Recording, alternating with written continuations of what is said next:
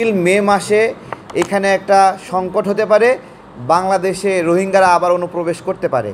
এবং সেই সময় এর পরবর্তীতে জাতিসংঘের মহাসচিব যখন বাংলাদেশে আসলেন, তখনও এই আলোচনাটা সরকারের সঙ্গে তিনি করে গেছেন।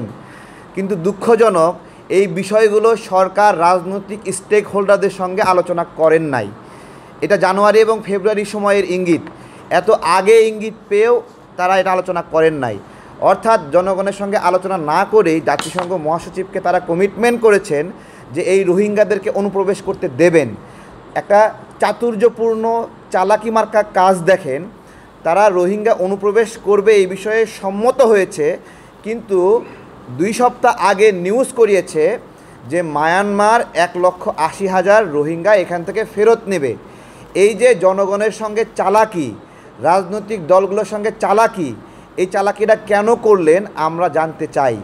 পাশাপাশি এই ঘটনার দ্বারা প্রমাণিত হয়েছে বর্তমান সরকারের প্রতিনিধিরা বিদেশি শক্তির দ্বারা আদিষ্ট হয়ে, অনুপ্রাণিত হয়ে, তাদের দ্বারা প্রভাবিত হয়ে কাজ করছেন, যেটা আমাদের সার্বভৌমত্বের সংকট।